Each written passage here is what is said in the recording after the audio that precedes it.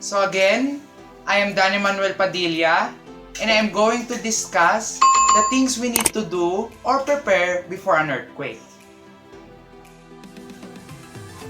So the first thing we need to know is to identify the hazards in our house, because anything could be a potential hazard during an earthquake. So let's get started.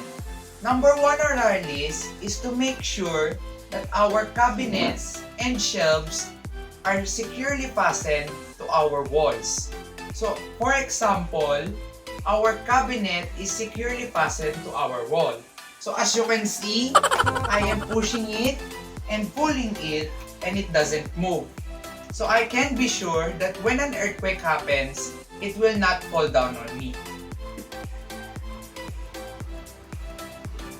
Number 2, place large or heavy objects in low places. Here, we put our Dura boxes under our bed so that when an earthquake happens, it will not fall and cause injuries. Number 3, harmful chemicals and flammable materials should be stored properly. We placed our chemicals and flammable materials at the back of the house so that it will not cause any damage or fire to our house. Number 4, always turn off gas tanks when not in use to avoid fires. So as you can see, this gas tank is tightly closed to avoid gas leakage. Number 5, familiarize yourself with the exit routes, first aid kits, and communication facilities of your place.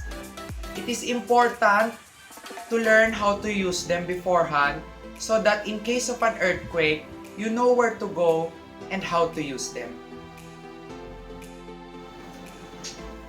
Since our house doesn't have a second floor, our exit route is very easy. It is just a few steps from my room to the outside door. But if you are in a building or an apartment, make sure to memorize all of the exit routes of the place.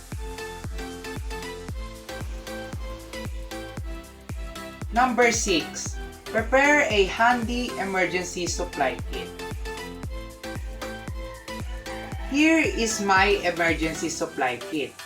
I am going to show you some of the items you can see inside an emergency supply kit. So we have water,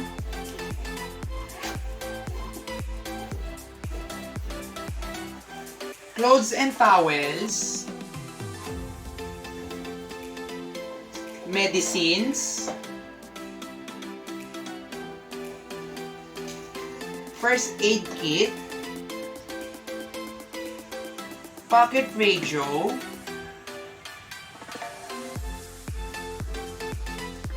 flashlights with extra battery,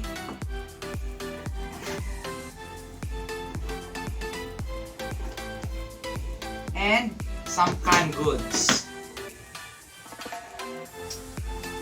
Here are some of the items you can see inside an emergency supply kit.